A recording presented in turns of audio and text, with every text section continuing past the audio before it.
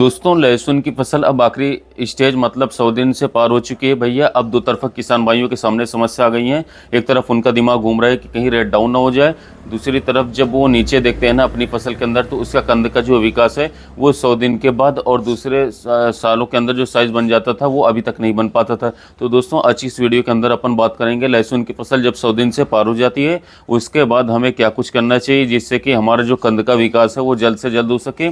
और इसके साथ ही अब जैसे जैसे दिन का टेम्परेचर बढ़ता चला जाएगा, लहसुन किसानों के सामने जो आने वाली सबसे बड़ी समस्या थ्रिप्स है उसको अपन समय रहते हुए किस तरीके से कंट्रोल करें। तो किसान भाइयों, कृषि मित्र चैनल पर आप सभी लोगों को स्वागत है। खेती संबंधित जानकारी के लिए हमारे चैनल को सब्सक्राइब कर लें। अभी तक जिन किसान भाइयों ने नीचे ऑल नोटिफिकेशन बिल ऑन नहीं किया है तो ऑन कर लें, जिससे कि जल्द से जल्द आपको वीडियोज़ की नोटिफिकेशन पहुँच जाए। तो चलिए, सबसे पहले अपन बात करते हैं लहसुन फसल के कंद को मोटा करने के अंदर कौन कौन से फैक्टर काम करते हैं। तो भैया देखिए, लहसुन फसल के अंदर 3 स्टेज आती है। पहली स्टेज होती है लहसुन की बुआई से और अगले 60 दिन तक। उस टाइम पर फसल अपनी प्राइमरी स्टेज के अंदर होती है, वो अपनी वेजिटेटिव ग्रोथ कर रही होती है। फिर आती है साथियों दूसरी स्टेज होती है साथियों भैया 60 दिन से लेकर के 100 दिन के बीच में। और ये वाली जो स्टेज है ना साथियों, वो सबसे ज़्यादा इंपॉर्टेंट होती है, सबसे ज़्यादा क्रिटिकल स्टेज होती है। इस अवस्था के अंदर जो किसान भाई अपनी फसल को अच्छे से संभाल करके साथियों आगे लेकर के बढ़ते हैं, उसका जो तना है साथियों, उस तने को मोटा करते हैं। जितने ज़्यादा उसके अंदर ऊर्जा स्टोर करवाते हैं उतने ही आगे चल करके आपका जो उत्पादन है वो बढ़िया निकलने वाला है।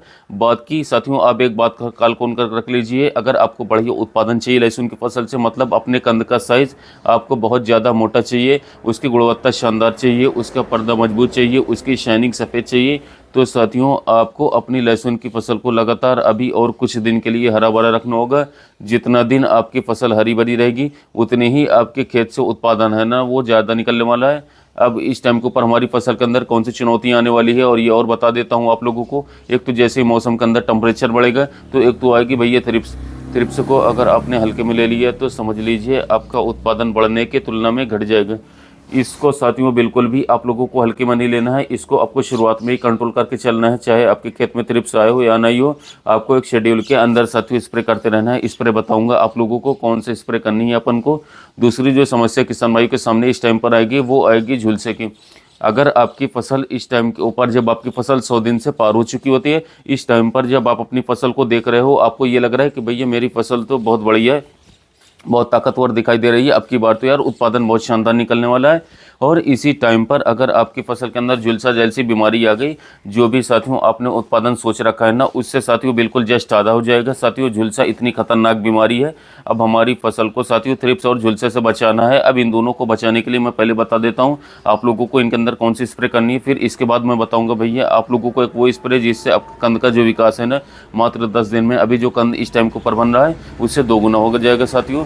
तो पहला जो है अपन बात कर लेते हैं इंसेक्टिसाइड और फंजीसाइड, मतलब अपन को झुलसा और थ्रिप्स से बचाने के लिए कौन सी स्प्रे करनी है। तो भैया देखिए, थ्रिप्स के अंदर अगर आपकी फसल में इस टाइम के ऊपर इतनी ज़्यादा थ्रिप्स नहीं दिखाई दे रही है, या फिर बिल्कुल भी आपको ऐसा नहीं लग रहा है कि भैया हमारे खेत में थ्रिप्स है ही नहीं, तो उसमें इस टाइम पर आप तो एक्सीफेट और इमिडाक्लोरोपिड का जो कॉम्बिनेशन आता है ना, या तो एसिटामेप्रिड ले लीजिए, या फिर आपको साथियों यूपीएल का जो लांसर गोल्ड आता है उसके अंदर भी एसीफेट और इमिडाक्लोरोपिड दोनों का कॉम्बिनेशन होता है। इसके साथ आप लैम्डा साइलोथ्रिन 4.9% के अंदर उनको ले लीजिए, इन दोनों को मिला करके मिक्स करके स्प्रे कर दीजिए, तो आपको प्रिवेंटिव में थ्रिप्स का कंट्रोल मिल जाएगा। अगर आपको ये लग रहा है कि भैया मैंने तो देखा है उसके जब ऊपर से पत्तियाँ हटाते हैं तो गोब के अंदर हमें थ्रिप्स दिखाई दे रही है, तो इस टाइम के ऊपर आप लोगों को बिल्कुल भी हल्के टेक्निकल के ऊपर नहीं जाना, फिर आप लीजिए थोड़ा ऊंचे टेक्निकल जैसे कि भैया फिप्रोनिल और इमिडाक्लोरोपिड का जो 40-40 का कॉम्बिनेशन आता है, घरडा का पुलिस बार का लेसेंटा आता है, इसके अलावा अन्य कंपनियाँ भी बनाती हैं साथियों, उसको लीजिए। या फिर आप जो है और तगड़े टेक्निकल पर भी चल सकते हो, क्योंकि हमारी फसल के अंदर जो दिन बचे हुए हैं ना उनको कुछ ज़्यादा तो बचे नहीं दिन, और थ्रिप्स का प्रकोप ज़्यादा हो गया, फिर बाद में जो थ्रिप्स है ना वो कंट्रोल होने वाली बिल्कुल भी नहीं है, फिर आप चाहे जो कुछ डालते रहो कुछ नहीं होगा। फिर आप हाईली टेक्निकल की तरफ जाते हो तो साथियों डाउ कंपनी का ट्रेसर आता है, वो यूज़ कर सकते हो, बेस्ट है, वो अपने खेतों में डेलीगेट यूज़ कर सकते हो 20 ml 55 लीटर पंप, या फिर बायर का साथियों मोमेंटो एनर्जी आता है, इसे स्प्रे कर सकते हो। देखिए तो है इंसेक्टिसाइड। अब इंसेक्टिसाइड में ना आप लोगों को छोटे से बड़े हमने बता दिए, और वो भी अवस्था के अनुसार, जैसे आपकी फसल के अंदर जो भी बीमारी है थ्रिप्स है वैसे ही स्प्रे कर दीजिए। फिर बात करते हैं भैया झुलसा कंट्रोल के लिए अपन को क्या करना है।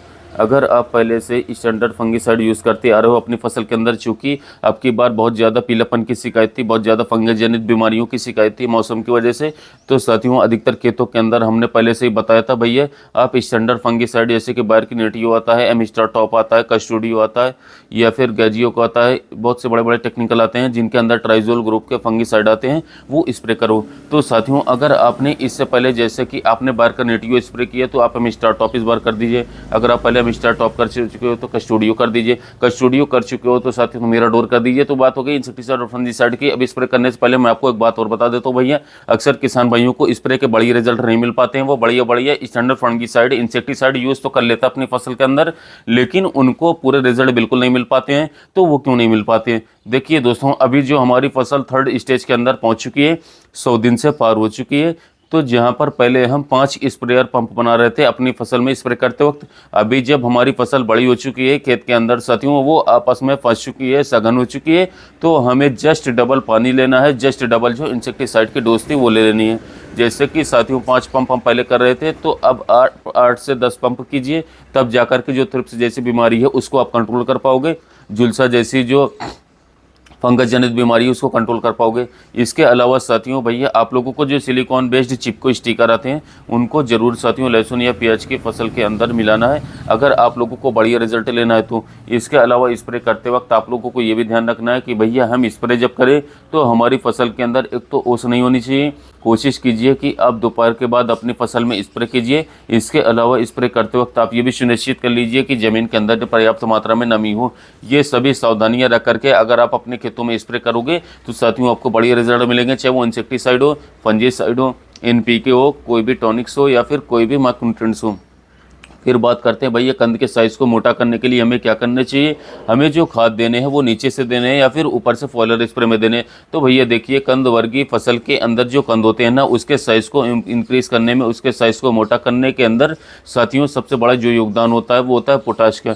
पोटाश के साथ दूसरा योगदान होता है फास्फोरस का। अब अपन को फास्फोरस और पोटाश अगर ये हम नीचे से देंगे डीएपी और पोटाश के रूप में, तो भैया फसल हमारी 100 दिन से पार हो चुकी है।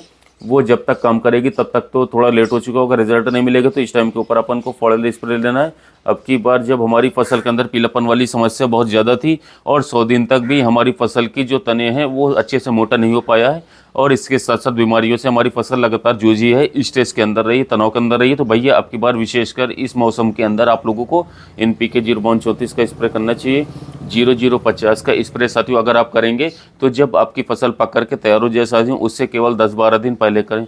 या फिर साथियों आप 0050 अगर आप देना चाहते हो तो साथियों नीचे से 2 किलो 2.5 किलो बीघा के हिसाब से जो पत्ता भीगा होता है 20-20 वाला, उसके अलावा नीचे से पानी के साथ किसी टंकी में, किसी ड्रम वगैरह में घोल करके फिर पानी के साथ चला दीजिए। फिर ऊपर से जो आपको स्प्रे करनी है ना एनपीके की, वो आपको केवल और केवल एनपीके 0-34 ही कर, उसके अंदर फास्फोरस की पूर्ति हो जाएगी 52% और 34% पोटाश की पूर्ति हो जाएगी। उससे हमारी फसल एक तो स्ट्रेस से बाहर आ जाएगी, और दूसरा इस टाइम के ऊपर जो हम फॉलियर स्प्रे कर रहे हैं ना, तो फॉलियर स्प्रे का जो रिजल्ट है ना वो हमें बहुत जल्दी दिख जाते हैं तुलना में नीचे फेंके हुए खादों के। साथ ही साथियों इस स्प्रे के अंदर आप बोरॉन भी मिला सकते हो। अगर आप बोरॉन नीचे से देना चाहते हो तो साथियों 1 किलोग्राम पर बीघे के हिसाब से नीचे से दे सकते हो बुरकाओं में सिंचाई के साथ, या फिर आप ऊपर से स्प्रे के अंदर ले रहे हो तो भैया आपको 1 लीटर पानी जहाँ पर आप स्प्रे करने जा रहे हो तो 1 ग्राम बोरॉन 20% वाला, जैसे कि 100 लीटर पानी अपन ने पूरे खेत के अंदर स्प्रे में लिया है तो 100 ग्राम बोरॉन उसके अंदर मिला करके स्प्रे कर देना है, जो एनपीके 0-34 अपन डाल रहे हैं।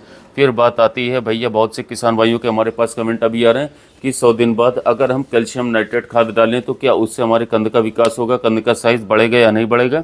तो भैया देखिए इस कॉन्सेप्ट को अब समझ लीजिए। कैल्शियम नाइट्रेट खाद है ना, वो जो अपन कंद वर्गीय फसलों के अंदर डालते हैं वो कंद को मोटा नहीं करता है साथियों, कंद का साइज़ को फुलाता नहीं है, वो कंद की गुणवत्ता को, क्वालिटी को इम्प्रूव करता है, साइज़ नहीं बढ़ाता, चमक को बढ़ाता है। अगर आप 100 दिन से पहले कैल्शियम नाइट्रेट खाद जैसे खाद दे चुके हो तो बहुत है। कैल्शियम नाइट्रेट खाद जो है ना उसकी ज़्यादा आवश्यकता नहीं होती, केवल 10 से 15 किलो पर एकड़ के हिसाब से इसकी डोज होती है। अगर इसको आप ज़्यादा बढ़ाते चले जाओगे तो हमारी फसलों के अंदर इसकी जो डिमांड है ना वो साल दर साल बढ़ती चली जाएगी। तो वो काम अपन को क्यों करना है। अगर हमारी वीडियो अच्छी लगे तो वीडियो को लाइक कीजिए, चैनल को सब्सक्राइब कीजिए, वीडियो को ज़्यादा से ज़्यादा दूसरे किसान भाई तक शेयर कीजिए। साथ ही मिलते हैं नए वीडियो में नए टॉपिक के साथ।